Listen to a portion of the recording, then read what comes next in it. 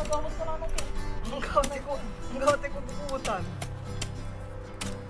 Ano ba ito na kailangan eh? Dahil sa napatadaanin sa kinakato yan. Hindi, siksat mo titik na. So ayun mga katunying, sundan natin. Tapos ihahalo natin to sa lupa. Mainit. Yan.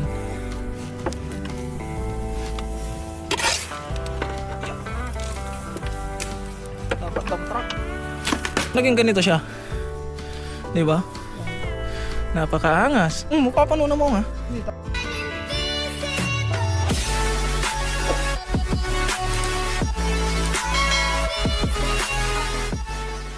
So, what is up mga guys? Ako nga pala si Tunying, isang factory worker dito sa Taiwan. At malapit na akong yumaman. Pera na lang ang kulang. Tatawa talaga ako sa intro ko eh. So, ngayong araw mga katunying, ay nandito na naman tayo sa ating mini garden. Kasama natin ang aking kapatid. Ayun. At magpre-prepare pala kami mga katunying ng pagtataniman natin ng talong. Dahil panahon na ng pagtatanim mga katunying. Paminsan-minsan na lang yung tag-ulan. Kaya prepare na namin yung aming pagtataniman. At ito na pala yung mga balde mga katunying. Nung Sabado, pumunta ako sa Kaohsiung ng kapatid ko. Pinutol-putol niya na sa kalahati. So, dito tayo magtatanim mga katunying. Pero bago natin ilagay to, ay magbubungkal muna tayo. Tibukal ba? Subong kalata. Tibukal ba? Paano tayo? Hindi ah. Kasi nga sabi bilang, ay sakot ang kalaba niya eh. Tanong ko subong kalaba eh. Bukan dilay, patong talaga. Hindi, subong kalaba. Basta ang talaga. Sige, tapos. Ay lang pa daw. Hindi mo na basta eh. Diba? Sa pwede ka to. Ano ba sa basta eh? At least ka to na naman kasi dikin mo mo sige. Hindi ah. Hindi mo didikit sa talon. Agak yan, no? Nakidikit sa talon. Buro-buro ganun yung cute. Luwate para sa tayo? Talon? Hindi ah. Hindi dami talon na lang sa Pilipinas. Ano yan? Oh. Painti na ang makapag ng buyay. Hindi ah. Igara lang. Igara lang. Anong tanong pagara? Nagtalabong ka na namin. So yun mga katunying, sisimulan na.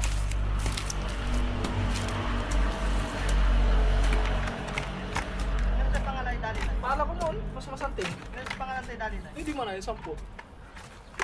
Nung nang tanong, Ken, may namaya, butag-butagon medalin. Ang ganong talaya kaya Ano pa. na ba? Noon, Abalang po.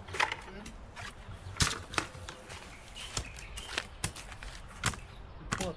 Ay, bigar lang. 4-5, 5 ara. Pitura? Taluran dasig sa pras mo.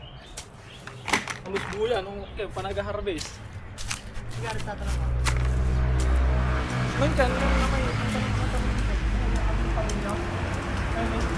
buyan pala. Unta tako. Pero nung dumaan na variety. So ganito yung gagawin namin mga katunying. Ganito siya.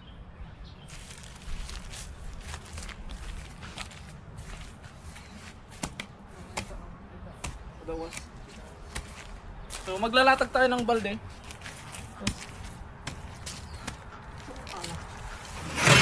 Sama na natin siyang magbungkal.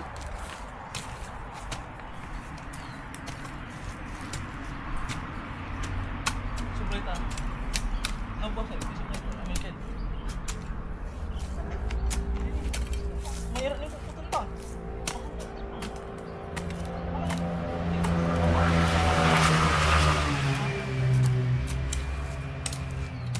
Ang sako niya. Dapat ikarga na lang ang sako. Hindi na ito ng basta sa Walo. Nur na ba? Ang bangkang pangulang dati. Ibang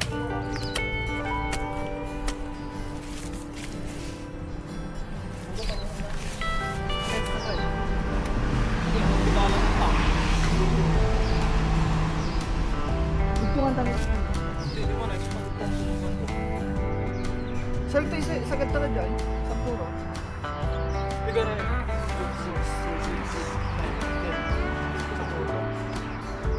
Walo mo kayo ulit sa tayo. Siyam naman. Siyam.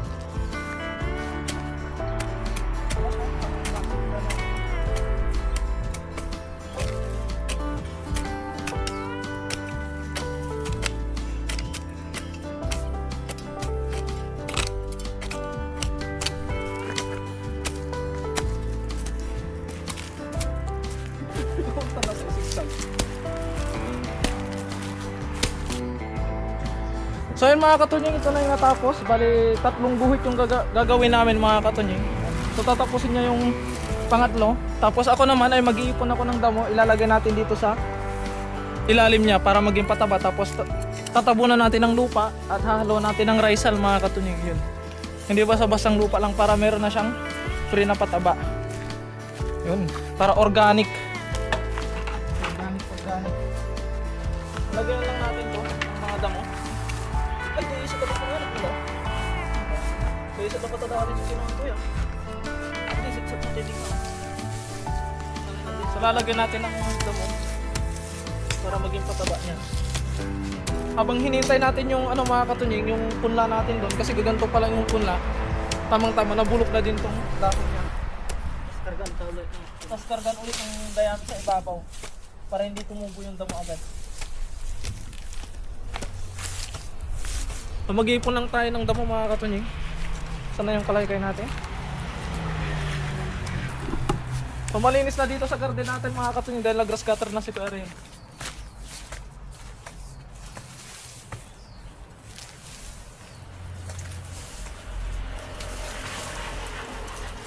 Tumul kasi ikin dyan eh. May di ka na dyan. Yung pasok tumul.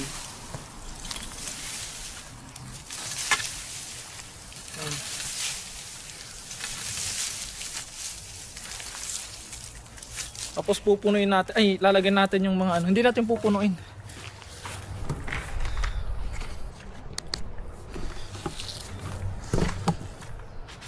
So lalagyan lang natin. Bale, 8 ano pala ito mga katunying?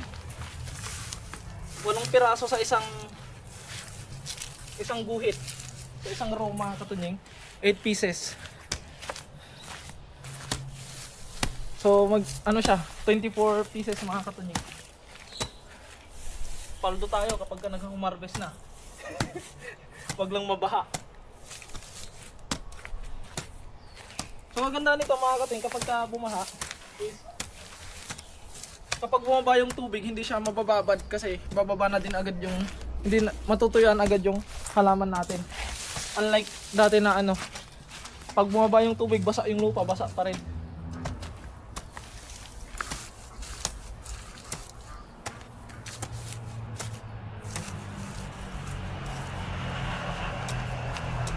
Patirang karitil yan danin. Pagbunan tulatan namin siguro. Eduardo? Doran ako laba may sakay timba. Eduardo pala kami. Eduardo pala kami.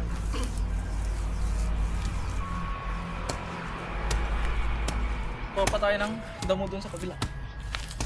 Ayun mga katunying, tapos na. Nalagyan na natin ng damo. Yung 24 pieces. Paghahanda para sa talong. So pa isa-isa muna tayo mga katunying. Talong muna ngayon. Tapos sa susunod, yung susunod na punla. Ganon. Para magkasya sa oras dahil ginagawa lang namin to pagkatapos ng trabaho mga katunying. So susunod naman namin na magkapatid ay kukuha kami ng lupa. Yan. Nakahaloan ng risal. Yan. Di bali niyo, kami na ito. Sante. Diyak nang tanong na kamuti dati. Tapos yun. Kinikinuto. Iya, may abot. Trangkalaan. On. Isa nun, may nagkinabali-bali ang palo niya. Kaya tinipong ko lang ito, dinudurog na ito. Hindi ka mating kawit. Kadali ng magaling eh. Ayun natin. Ayak, bangat. Ikaw nga nagkakit, di ba? Bulok nga lang. Abi kini, abibig lang. Sakit ako na siguro. Ano yung ship ra? Sakit na yan. Ang ganap pula eh. Aray ko. So ayun mga katunying. Sundan natin. So kalahati lang yung nilagay namin na lupa. Dahil dadagdagan ng risal yan mga katunying sa haluin. Tapos ilalagay dyan doon sa mga balde. Walang isa, hindi ko nalagyan. May. Ito lang.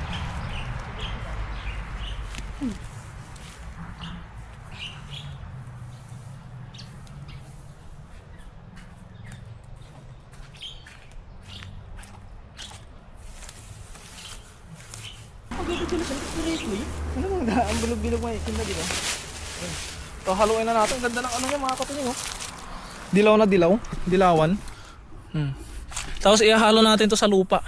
Mainit. Yan. Tapos ilalagay natin dyan sa mga balde para maging patap. Rugaw ta, natunaw mo ni. Nagalang mo dali ka.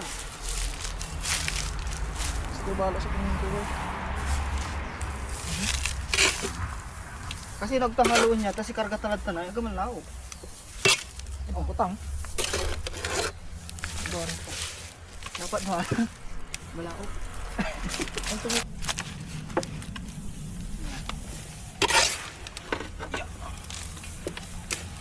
Dapat dump truck. Sarap tulay, taputan ng inyan. Yun. So naging ganito yung tsura niya mga katunying oh. Tingnan natin. So naging ganito siya. 'Di ba? Napakaangas. Mapapanunan mo nga. Hindi, ito ang nagsiglan namin, may dito. Tain mo. Maglalagay na tayo sa mga balde.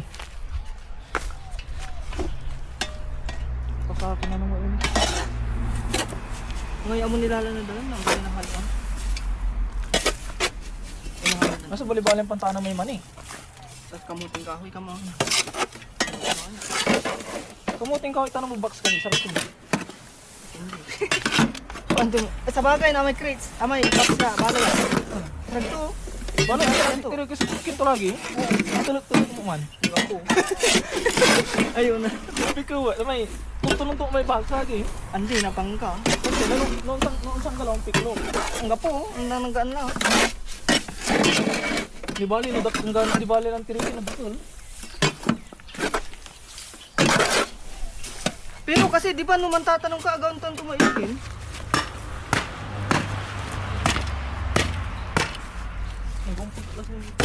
Agaw ang tanto ya. Duro ko eh. No? Ang tanong ka? Kumuting kahoy? Hindi, may yan to. Nanti agaw ang tanto nang tutukoy mo yan to. Ang dami pa. Ang tanto. Ano naman yung doon natin? Ano harbis mo? Alisin mo pa. Ang gapo mo ta. Grabe mo tisan. Grabe mo tisan do pa eh. Wante. Ha. Di mo ako na ba? Yung ganito yung tsura niya mga katunying. Yan. Taran, so sa isang cart mga katunying meron kaming 1, 2, 3, 4, 5, 6. 6 lang. Ano na nalagyan namin. So kukuha ulit kami ng lupa. Let's go! At ayan mga katunying, tapos na tayo. Ay, ito na yung natapos natin mga katunying. So nalagyan na din natin ng mga ganito, risal at pinaghalong risal at lupa. So waiting lang to mga katunying para dun sa punla natin na talong kasi gaganto na sila. Tapos kapag pwede nang ilipat, ililipat na lang. So sa susunod mga katunying, ang i-ready naman namin is pagtatanim mo ng kalabasa. Para ready natin kasi meron din kami punla na kalabasa mga katunying. Gaganto din kasi sabay-sabay sila. Tapos yung okra hindi pa tumutubo. So bala kasi namin ito sa part na to ay talong mga katunying kasi marami yung talong natin. Tapos dito sitaw ulit to mga katunying. So hindi na namin to sisirain. Ganito na to, dudugtungan lang ng konti doon sa dulo. Tapos dito sitaw. Tapos dito mga katunying, kamatis naman, isang straight din. Tapos tingnan natin kung pwede yung ampalaya dito mga katunying. Tapos isang sigarilyas din. So marami naman tayong pamusti dito na kahoy. Inipon din namin yung pinutol namin kahoy na pinire-prepare din namin. Sa ngayon mga katunying, ang panahon ay may pabugso-bugso pang ulan. Tapos umiinit. At hindi naman na ganun ka ano talaga siya. Hindi na talaga tag-ulan. Pero bilang paghahanda ng mga katunying. Tapos yung sa flood control project namin mga katunying, naka-prepare lang yung box na gagamitin namin. Pero kasi yung ating paggagawan mga katunying is maputik pa siya. Kaya mahirap pa siyang bungkalin. Hintayin lang namin na medyo matuyo yan bago natin simulan yung flood control natin. Tsaka yung box natin mga katunying kulang pa naman. So dahil 49 boxes yung kailangan natin, 49 boxes mga katunying is 24 lang yata yung box natin kaya marami pa siyang kulang. At ito yung natapos natin ngayon. Kaya ayun mga katunying, hanggang dito na lamang muna muli ang ating video. At maraming salamat po sa lahat po ng walang sawang sumusuporta sa akin at sa aking mga nakakasama. Mag-ingat po palagi mga katunying, saan man po kayo naroon, and God bless po. Bye bye!